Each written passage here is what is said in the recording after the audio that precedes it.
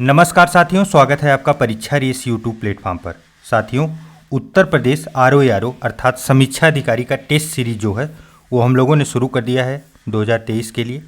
और यह test series जो है यूपी पीसीएस की तैयारी करने वाले और बीईओ का जो एग्ज़ाम आने वाला है उसके लिए भी महत्वपूर्ण है। आयोग के जैसा एकदम सेम पेपर आपको मिलेगा और बहुत अच्छे से एक्सप्लेन करके इसमें बताया गया है। आप लोगों को ये टेस्ट सीरीज कैसी लगी लास्ट में फीडबैक देके ज़रूर आप लोग बताइएगा। चलिए शुरू करते हैं। आज का पहला प्रश्न है, निम्नलिखित में से कौन संविधान सभा के एक गैर कांग्रेसी सदस्य थे? कौन ऐसा था जो कांग्रेस का सदस्य नहीं था और संविधान सभा में उपस्थित था? तो वो थे डॉक्टर BR अम्बेडकर जी। अच्छा, अम्बेडकर जी का जो चुनाव होके आया था तो ये कहाँ से आए थे? तो ये बम्बई प्रांत से ये चुन के आए थे संविधान सभा में, और ये कांग्रेस के सदस्य नहीं थे। बाकी सभी लोग जो हैं वो कांग्रेस के सदस्य थे। चलिए नेक्स्ट है, भारतीय संविधान में समवर्ती सूची की अवधारणा किस देश के संविधान से ग्रहण की गई? तो समवर्ती सूची जो है वो कहाँ से ली गई है? तो ऑस्ट्रेलिया के संविधान से। ऑस्ट्रेलिया के संविधान से जो है समवर्ती सूची ली गई है। चलिए इसमें आगे देखिए, कनाडा के संविधान से क्या लिया गया है? वो संघात्मक व्यवस्था ली गई है। जबकि यूएसए से मूल अधिकार, या जिसे आप मौलिक अधिकार कहते हैं, मौलिक अधिकार की अवधारणा ली गई है। और ब्रिटेन के संविधान से क्या उधार लिया गया है? संसदीय शासन प्रणाली। आप लोग इसको रिवाइज कर लीजिएगा, ये महत्वपूर्ण है, यहाँ से प्रश्न सीधे बनते हैं। चलिए नेक्स्ट है, निम्नलिखित में से कौन सा युग्म सही सुमेलित नहीं है? इसमें से 3 सुमेलित है, 1 नहीं है। कौन सा है आइए देखते हैं। अनुच्छेद 54 राष्ट्रपति का निर्वाचन, ये सही है। राष्ट्रपति का निर्वाचन जो है अनुच्छेद 54 में जिक्र उसका किया गया है। अनुच्छेद 55 राष्ट्रपति के निर्वाचन की रीति कैसी होगी, यह भी सही है। अनुच्छेद 61 राष्ट्रपति पर महाभियोग चलाने की प्रक्रिया, यह भी सही है, इंपॉर्टेंट आर्टिकल है। उसके बाद देखिए, अनुच्छेद 60 राष्ट्रपति द्वारा अध्यादेश प्रख्यापित करने की शक्ति, तो ये गलत है, क्योंकि राष्ट्रपति को जो अध्यादेश देने की शक्ति है वो कौन से आर्टिकल में है? तो वह आर्टिकल 123 है, आर्टिकल 123। जबकि अगर आर्टिकल 60 में बात की जाए तो 60 में क्या किसका जिक्र किया गया है? तो राष्ट्रपति का शपथ जो है, शपथ और प्रतिज्ञान जो वो लेते हैं उसके बारे में अनुच्छेद 60 में जिक्र किया गया। चलिए नेक्स्ट है, भारतीय संविधान के निम्नलिखित अनुसूचियों में से किस अनुसूची द्वारा राज्यसभा में स्थानों के आवंटन का वर्णन किया गया है? राज्यसभा में स्थानों का आवंटन, चौथी अनुसूची, इंपॉर्टेंट है, ध्यान रखिए। अनुसूची पूरी पढ़ लीजिएगा, पूरी लिस्टिंग महत्वपूर्ण है, आपको याद होनी चाहिए, पढ़ने की बात छोड़िए, क्योंकि कहीं से भी प्रश्न मैच करके पूछे जा सकते हैं। नेक्स्ट है, म्यूकरमाइकोसिस के बारे में निम्नलिखित कथनों पर विचार कीजिए। पहला है इसमें, यह एक दुर्लभ वायरस द्वारा होने वाला जो है संक्रमण है। और दूसरा है, इस बीमारी का संचरण एक व्यक्ति से दूसरे व्यक्ति के संपर्क में आने के कारण होता है। तो देखिए, जो पहला है वायरस से के द्वारा ये संक्रमित होता है, तो ये गलत है, ये वायरल बीमारी नहीं है। म्यूकरमाइकोसिस जो है ये कवक के द्वारा फैलता है। कवक अर्थात फंगल इन्फेक्शन है, उसके द्वारा ये बीमारी होती है। अच्छा, दूसरा जो है, इस बीमारी का संचरण एक व्यक्ति से दूसरे व्यक्ति में के संपर्क में आने के कारण होता है, तो ये भी गलत है, क्योंकि जो है एक व्यक्ति से दूसरे व्यक्ति में यह नहीं फैलता। प्लस जो है पशुओं से जो है व्यक्ति में यह नहीं फैलता, अर्थात यह इसके द्वारा फैलता ही नहीं। अच्छा, तो ये रोग जो है होता क्यों है और कैसे होता है? तो ये इसका जो रोग की खासियत है, आप ये समझिए कि जिसे कोई पहले से ही बीमारी हो और वो कोई मेडिसिन ले रहा हो, अगर वो मेडिसिन ले रहा है तो उससे होता क्या है कि शरीर जो है जीवाणुओं या बैक्टीरिया जो होते हैं सबसे लड़ने के लिए जो है कि वो कमज़ोर हो चुकी रहती है, क्योंकि वो दवा पे निर्भर हो चुकी होती है। तो ऐसी ही शरीर को ये अटैक करता है और उन्हीं लोगों को ये म्यूकरमाइकोसिस बीमारी जो है वो होता है, जो पहले से ही दवा ले रहे होते हैं। तो सही जवाब होगा ऑप्शन नंबर डी, इसमें से कोई नहीं। चलिए नेक्स्ट है, निम्नलिखित में से कौन सी भारतीय संविधान की विशेषता नहीं है? देखिए, संसदात्मक सरकार यह तो है भारत में, और स्वतंत्र न्यायपालिका यह भी है, और संघात्मक सरकार यह भी है। जबकि भारत में अगर नहीं है तो यहाँ जो है अध्यक्षीय शासन प्रणाली जो है वह नहीं चलती, बल्कि उसकी जगह पे क्या चलती है, संसदीय शासन प्रणाली। संसदीय शासन प्रणाली, क्योंकि हमारे यहाँ जो है प्रधानमंत्री पीएम ही हेड होता है, न कि राष्ट्रपति। राष्ट्रपति नाम मात्र के हेड होते हैं, जबकि प्रधानमंत्री जो है वास्तविक शक्तियाँ पीएम में समाहित होती हैं।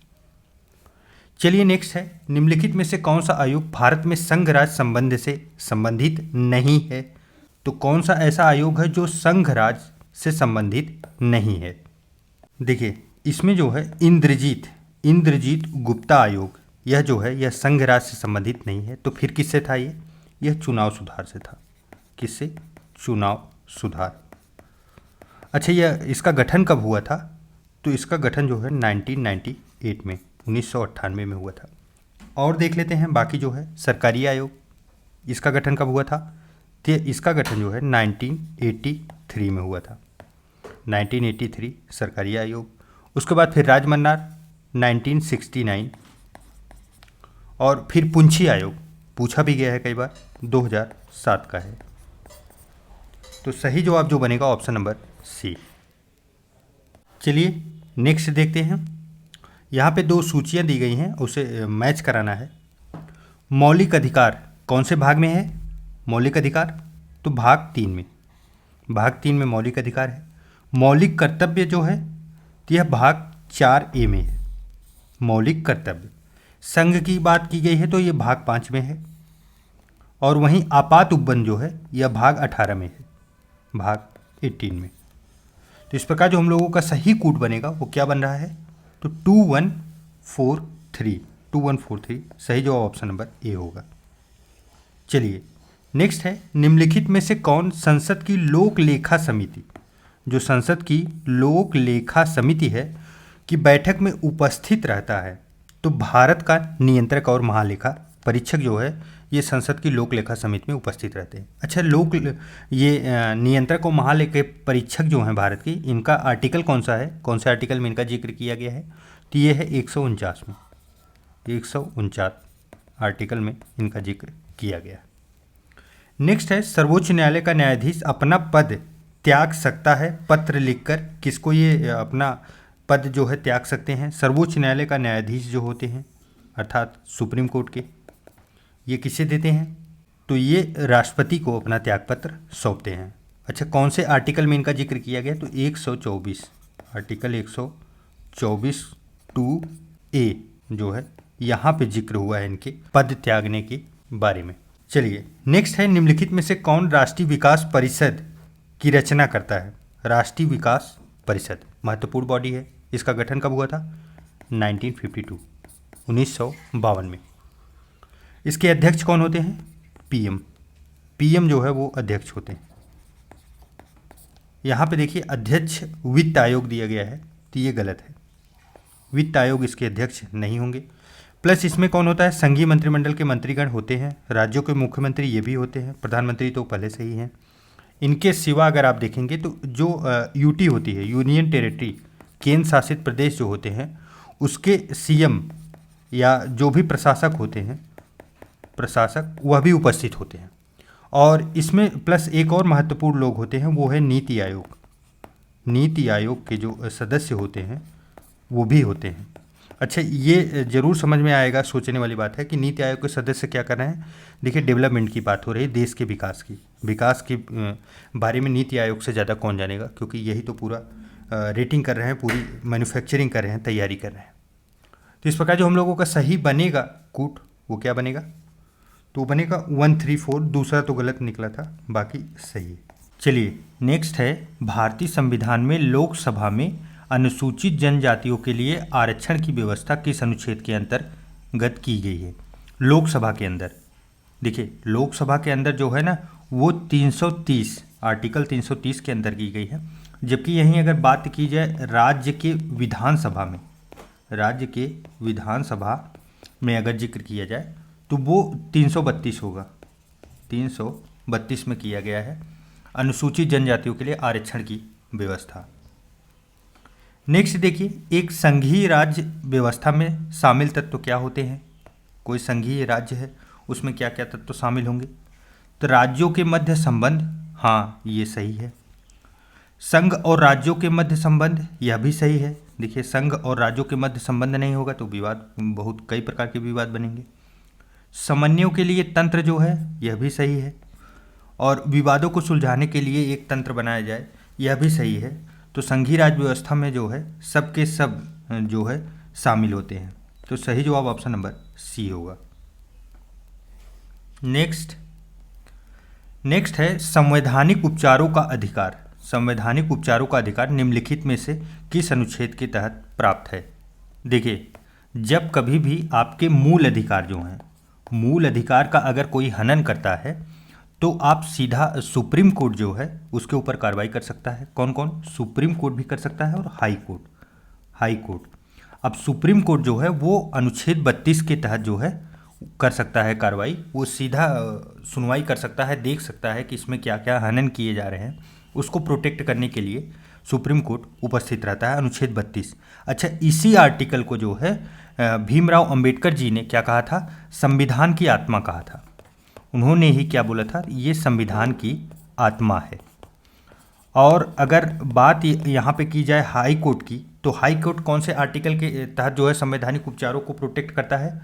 वो 226 आर्टिकल के तहत संवैधानिक उपचारों का अधिकार को प्रोटेक्ट करता है। मूल अधिकार के प्रोटेक्शन के लिए हाई कोर्ट के पास कमांड है। चलिए, नेक्स्ट है निम्नलिखित में से नीति निदेशक तत्वों में शामिल क्या नहीं किया गया है। नीति निदेशक तत्व, इसमें जो है राष्ट्रीय महत्व के स्मारकों, स्थानों एवं वस्तुओं का संरक्षण, यह किस आर्टिकल में है? तो यह आर्टिकल 49 में, यह तो समाहित है इसमें। अब उसके बाद नेक्स्ट है अंतर्राष्ट्रीय शांति एवं सुरक्षा से समृद्धि, यह भी आर्टिकल 51 में जिक्र किया गया है। मद्य निषेध या नशीले पदार्थ होते हैं उनको रोकने के लिए जो है वह कौन से आर्टिकल में जिक्र किया गया है? तो ये 47 कि रोकने का प्रयास करेगा गवर्नमेंट, यह भी समाहित किया गया है। जबकि संविधान, राष्ट्रध्वज और राष्ट्रगान के आदर से संबंधित कोई भी उपबंध जो है नीति निर्देशक तत्व में शामिल नहीं किया गया है। तो सही जवाब ऑप्शन नंबर डी बनेगा। चलिए नेक्स्ट देखते हैं। एक तरफ विद्रोह दिए गए हैं और दूसरे तरफ वर्ष दिए गए हैं, इनको मैच कराने के लिए दिया गया है। तो अहोम विद्रोह यह कब हुआ था? तो अहोम विद्रोह 1828 में हुआ था। अच्छा, नेक्स्ट संताल जो है यह कब होता है? तो यह 1855 से लेके 56 के बीच होता है। उसके बाद फिर आता है सन्यासी कब होता है? तो 1760 में सन्यासी होता है। जबकि कोल जो है वह कब होता है? तो 1831 और 32 में होता है। इस प्रकार अगर सही कूट देखेंगे हम लोगों को तो क्या बनेगा? 2341 सही जवाब ऑप्शन नंबर डी होगा। चलिए नेक्स्ट, निम्नलिखित में से किस सिख गुरु की हत्या नांदेड़ महाराष्ट्र में अफगान सरदार द्वारा की गई थी? तो अफगान सरदार द्वारा किसकी हत्या की गई थी? किस सिख गुरु की? सिखों के जो 10वें गुरु हैं, 10वें गुरु वो कौन थे? तो गुरु गोविंद सिंह, इनकी हत्या जो है अफगान सरदार द्वारा की गई थी। अच्छा, गुरु गोविंद सिंह के बारे में कुछ और महत्वपूर्ण फैक्ट है। खालसा पंथ की स्थापना इन्हीं के द्वारा की गई थी। और 5 प्रकार के सिखों के लिए 5 प्रकार के जो ककारे हैं, 5 ककारे, ये इन्होंने ही शुरू किया था। और वो ककारे क्या थे? तो कड़ा, कृपाण, केस, कंघा व कच्छ रखना अनिवार्य है सभी सिखों के लिए। तो ये महत्वपूर्ण फैक्ट इनके बारे में बनता है। चलिए नेक्स्ट है काकोरी कांड के क्रांतिकारियों व उनको फांसी दिए जाने के स्थानों में से कौन सा विकल्प सही सुमेलित नहीं है? अच्छा, सबसे पहले ये देखते हैं काकोरी कांड हुआ कब था, क्योंकि मैच द फॉलोइंग करके ये डेट भी पूछे जा सकते हैं। तो 9 अगस्त 1925 को काकोरी कांड होता है। और उसमें जो है कहाँ कहाँ किसको सज़ा दी गई थी यह पूछा गया है। तो राम प्रसाद बिस्मिल्ला को गोरखपुर में सज़ा दी गई थी, सही है। राजेंद्र लाहिड़ी को इलाहाबाद में, यह गलत है। राजेंद्र लाहिड़ी को इलाहाबाद में सज़ा न दे के कहाँ दिया गया था? गोंडा में इनको फांसी की सज़ा दी गई थी। उसके बाद अशफाक उल्ला खां फैजाबाद से और रोशन लाल इलाहाबाद से, बाकी सब सही हैं। तो हम लोग को जो सही बनेगा आंसर वो ऑप्शन नंबर बी बनेगा। और एक और महत्वपूर्ण फैक्ट इसके बारे में ये है कि काकोरी कांड के जो मुख्य अभियुक्त थे वो थे चंद्रशेखर आज़ाद, और ये फरार हो गए थे। इन्हें अंग्रेज़ों ने नहीं, अंग्रेज इन्हें पकड़ नहीं पाए थे, तो ये फरार हो गए थे, जबकि मुख्य अभियुक्त यही थे। चलिए नेक्स्ट है, पहला स्टेटमेंट जो दिया है, स्वदेशी आंदोलन का मद्रास में नेतृत्व, कहाँ? मद्रास में नेतृत्व जो है सैयद हैदर रजा ने किया था, तो ये गलत है। सैयद हैदर रजा के द्वारा मद्रास में नेतृत्व नहीं किया गया था। सैयद हैदर रजा जो थे ये दिल्ली में थे, दिल्ली में ये नेतृत्व कर रहे थे। जबकि अगर मद्रास की बात की जाए तो मद्रास में जो थे वो चिदम्बरम पिल्लई के द्वारा किया गया था। अच्छा नेक्स्ट है, इस आंदोलन से अमेरिकी पत्रकार H.W. न्यूएसन उनका संबंध है।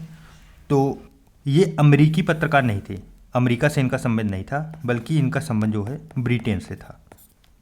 तो इस प्रकार दोनों कूट जो है, दोनों स्टेटमेंट जो है हम लोगों का गलत बन रहा है, तो ऑप्शन नंबर डी होगा।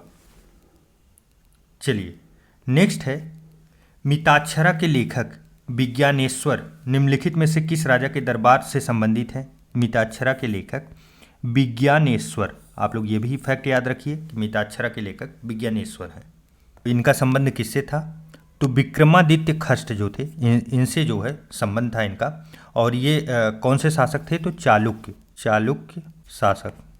नेक्स्ट है, निम्नलिखित में से किस अभिलेख में 6 कर, कौन कौन से करों, बलि, 6 करों अर्थात बलि, भाग, शुल्क, बिष्टि, प्रथम आदि का उल्लेख जो है प्राप्त होता है? तो यह किस अभिलेख से प्राप्त होता है? तो यह जो है रुद्रदामन का जो जूनागढ़ अभिलेख है यहाँ से प्राप्त होता है। अच्छा यहाँ पे देखिए नाना घाट अभिलेख है। नाना घाट अभिलेख से क्या प्राप्त होता है? ब्राह्मणों और जो है बौद्धों को भूमिदान का जो है जिक्र यहाँ से मिलता है। कहाँ से? नानागढ़ अभिलेख से। तो हम लोग का जो सही जवाब बनेगा वो क्या बनेगा? तो जूनागढ़ अभिलेख बनेगा, ऑप्शन नंबर ए। चलिए नेक्स्ट है, सिकंदर लोदी द्वारा लिखित ग्रंथ फरहंगे सिकंदरी का संबंध निम्नलिखित में से किस विषय से है? फरहंगे सिकंदरी इंपॉर्टेंट है, आप लोग याद रखिए। फरहंगे सिकंदरी के लेखक कौन थे? तो सिकंदर लोदी। इसका संबंध जो है किससे था? तो इसका संबंध आयुर्वेद से था, आयुर्वेद। चलिए नेक्स्ट है, मैच कराने के लिए 2 सूचियाँ दी गई हैं और दोनों को मैच कराना है। एक तरफ पुस्तक है और एक तरफ उसके लेखक हैं। तो चलिए पहला है फुतुउस सलातीन, इसके लेखक कौन थे? तो इसके लेखक इसामी थे, इसामी। उसके बाद फिर है नूर सिपीहर, इसके लेखक अमीर खुसरो हैं।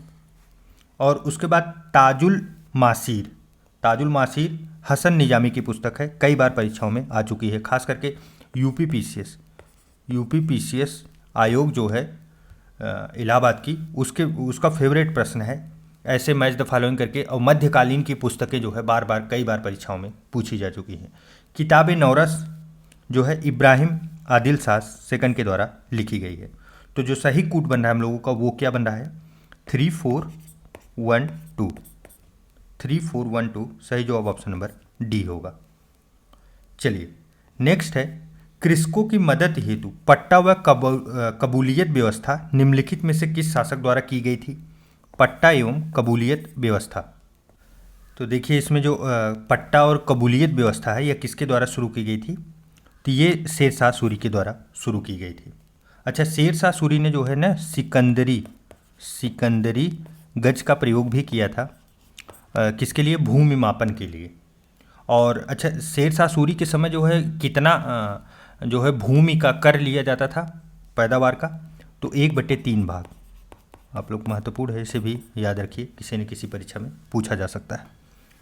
चलिए नेक्स्ट है, निम्नलिखित में मुगल सम्राट अकबर के संबंध में गलत सुमेलित विकल्प की पहचान कीजिए। इस समय आप देख रहे होंगे कि जो मुगल काल है उससे पिछली बार देखिए जो प्री परीक्षा हुई थी उसमें औरंगजेब से पूछ लिया गया था उनके कार्यकाल के समय को वर्ष के साथ मैच कराने के लिए। तो इसमें पूछा गया अकबर के संबंध में कौन सा जो है गलत है? 3 सही है इसमें, 1 गलत है। दास प्रथा का अंत 1562 में हुआ था, ये सही है। और इबादत खाने की व्यवस्था जो है 1575 में, यह भी सही है। और मजहरनामा की घोषणा जो है 1579 में हुई थी। और जो नेक्स्ट है जजिया कर की समाप्ति, जजिया कर की समाप्ति जो है 1563, तो यही गलत है। 1563 में जजिया कर की समाप्ति न करके 1564 में हुई थी, 64 में हुई थी। इंपॉर्टेंट है जजिया कर। आगे देखते हैं, निम्नलिखित 4 स्थानों पर हुई बौद्ध संगति के अध्यक्षों का सही कालानुक्रम क्या है। आइए सबसे पहले देखते हैं कि जो बौद्ध संगतियाँ हुई हैं कब कब हुई हैं, कहाँ कहाँ। देखिए इसमें क्या दिया गया है, बौद्ध संगति कौन सी थी, अध्यक्ष कौन थे, शासक कौन थे और स्थान कहाँ था। तो इसमें पहला क्या है, प्रथम जो है महाकश्यप, महाकश्यप के अध्यक्ष थे और शासक जो थे अजातशत्रु, अजातशत्रु के शासनकाल में हुआ था। कहाँ हुआ था, तो राजगृह, राजगृह में हुआ था। द्वितीय जो है वो सर्वकामी अध्यक्ष थे और कालाशोक जो है शासक थे और वैशाली में आयोजित हुआ था। तीसरा जो है वो मोगली पुत्र तिस्स अशोक जो थे, अशोक के शासनकाल में हुआ था और पाटलिपुत्र में आयोजित हुआ था। जबकि चतुर्थ के जो अध्यक्ष थे वो वसुमित्र थे और कनिष्क शासनकाल में और कुंडलवन कश्मीर में आयोजित हुआ था। तो चलिए इस प्रकार हम लोग अपना प्रश्न सॉल्व करते हैं। यहाँ कालक्रम जो है मैच कराने के लिए पूछा गया है। तो सबसे पहले कौन अध्यक्ष थे पहले नंबर पे, तो वो थे महाकश्यप, महाकश्यप जो है ये पहले नंबर पे आएंगे। उसके बाद फिर दूसरा जो है वो सर्वकामी, सर्वकामी जो थे दूसरे द्वितीय के थे। और तृतीय के कौन थे, तो वो थे मोगली पुत्र तिस्स, ये तृतीय के थे। जबकि चतुर्थ के वसुमित्र थे। तो इस प्रकार जो हम लोगों का सही कूट बनेगा वो बनेगा 3421, 3421 सही जवाब ऑप्शन नंबर बी होगा। आप लोग एक बार और इसे देख के याद कर लीजिएगा PDF डाउनलोड करने के बाद। चलिए नेक्स्ट है, घटना दिया गया है और वर्ष दिया गया है, आधुनिक भारत से है। भारत छोड़ो आंदोलन 1942, 1942 में ही हुआ था, सही है। भारत सरकार अधिनियम 1940, जी नहीं ये गलत है। भारत सरकार अधिनियम जो है वो 1940 नहीं 1935 है, और जिसमें से हमारे संविधान के बहुत से प्रावधान जो है लगभग 70% से अधिक इसमें समाहित किए गए हैं संविधान में, यहीं से लिए गए। नेक्स्ट है मार्ले मिंटो सुधार 1909 में आया था और बंग भंग विरोधी आंदोलन 1905 में बंगाल विभाजन के समय चालू किया गया था। तो सही जवाब जो बनेगा ऑप्शन नंबर बी होगा, यही मैच नहीं कर रहा है। नेक्स्ट है भारत छोड़ो आंदोलन के साथ निम्नलिखित में से कौन महिलाएं जुड़ी थी। सबसे पहले भारत छोड़ो आंदोलन कब हुआ था, 1942, अभी ऊपर हम लोगों ने देखा। इससे कौन कौन सी महिलाएं जुड़ी थी यह पूछा गया है। तो देखिए इसमें सरोजिनी नायडू, सरोजिनी नायडू जो है ये जुड़ी थी और पद्मजी नायडू जो थी यह भी जुड़ी हुई थी। तो 2 और 4 सही है। अच्छा, इनके सिवा कुछ और महिलाओं का नाम जिक्र हमें मिलता है। एक है उषा मेहता, उषा मेहता, उषा मेहता उस समय क्या करती थी, ये रेडियो पे जो है प्रसार करती थी, एकता लाने के लिए, सभी को एकजुट बनाने के लिए रेडियो पे काम कर रही थी, प्रसारण पे। और दूसरी थी अरुणा आसफ अली, इनका भी कई बार जो है प्रश्न आ चुका है इनके ऊपर भी कि ये क्या करती थी। तो ये जो है भूमिगत आंदोलन को, मतलब छिप छिप के आंदोलन को प्रसारित करने का, क्योंकि हुआ क्या था कि भारत छोड़ो आंदोलन के समय बड़े बड़े जितने नेता थे वो गिरफ्तार हो चुके थे, तो ये छिप छिप कर कार्य कर रही थी आंदोलन को आगे बढ़ाने के लिए। चलिए नेक्स्ट है, वर्ष 1922 में भील सेवा मंडल की स्थापना निम्नलिखित में से किसके द्वारा की गई थी। भील सेवा मंडल कब हुआ था, 1922 में इसकी स्थापना हुई थी। देखिए अमृतलाल पिट्ठलदास ठक्कर के द्वारा किया गया था। अच्छा, इन्हें एक और नाम से जाना जाता था, क्या बोला जाता था, ठक्कर बाबा, ठक्कर बाबा के नाम से जाना जाता था। और इनके बारे में एक और महत्वपूर्ण आप लोग जानते रहिए, कभी कभी प्रश्न बनता है कि ये आदिवासी जो थे, आदिवासी, उन्हें पहली बार जो है जनजाति इन्होंने ही कहा था, जनजाति इन्हीं के द्वारा कहा गया था। नेक्स्ट है, भारत छोड़ो आंदोलन का समर्थन निम्नलिखित में से किस संस्था ने नहीं किया था, किस संस्था ने नहीं किया था। तो देखिए इसमें जो है ना, चारों संस्थाओं ने जो है समर्थन नहीं किया था भारत छोड़ो आंदोलन के समय। महत्वपूर्ण फैक्ट है, आप लोग याद रखिए, क्योंकि देखने के बाद ऐसा लगेगा कि शायद 1-2 करते ही हों, लेकिन कोई नहीं किया था समर्थन। चलिए नेक्स्ट है नाउ फॉर नेवर नामक पत्र निम्नलिखित में से कौन संबंधित है? नाउ फॉर नेवर पत्र, तो इससे संबंधित कौन है? तो रहमत अली इससे संबंधित है। अच्छा, एक और फैक्ट इसके बारे में ये है कि पाकिस्तान जो है, पाकिस्तान शब्द का जो है पहली बार जिक्र इसी पत्र में हुआ था, इसी पत्र में नाउ फॉर नेवर में, आप लोग याद रखिएगा। नेक्स्ट है असहयोग आंदोलन वर्ष 1920 के दौरान स्थापित संस्थाओं में निम्नलिखित में से कौन शामिल नहीं है? देखिए, असहयोग आंदोलन जब 1920 में हो रहा था उसी दौरान जो है काशी विद्यापीठ की स्थापना की जाती है, जामिया मिलिया इस्लामिया विश्वविद्यालय की स्थापना की जाती है और गुजरात विद्यापीठ की स्थापना की जाती है, जबकि प्रयाग विद्यापीठ जो है इसकी स्थापना नहीं की जाती। प्रयाग विद्यापीठ की स्थापना कब होती है? इससे विश्वविद्यालय का स्तर जो प्राप्त होता है वो 1971 में प्राप्त होता है। अच्छा, इसकी स्थापना करते कौन है? तो संगम लाल अग्रवाल करते हैं। और एक और महत्वपूर्ण इसके बारे में एक फैक्ट ये है कि जो हम लोगों की लेखिका है महादेवी वर्मा, इसकी प्रधानाचार्य बनाई गई थी। तो काफ़ी महत्वपूर्ण फैक्ट है, आप लोग इसे इंपॉर्टेंट है रखिए। और प्रयाग विद्यापीठ जो है ना, ये महिला विद्यापीठ है, महिलाओं की शिक्षा के लिए बढ़ावा देने के लिए किया गया था। तो काफ़ी लेट इसकी स्थापना हुई थी। बाकी सब जो है असहयोग आंदोलन 1920 के दौरान स्थापित की गई थी। तो चलिए आज इतना ही देखते हैं, आगे फिर जो है भूगोल के प्रश्न है तो उसे अगले पार्ट में देखते हैं। कैसा लगा आप लोगों को ये वीडियो? चूँकि पहला वीडियो था तो आप लोग ज़रूर सुझाव दीजिएगा, आप लोगों का फीडबैक जो है वो बहुत मायने रखा जाएगा। तो चलिए मिलते हैं एक नए वीडियो में, तब तक के लिए नमस्कार।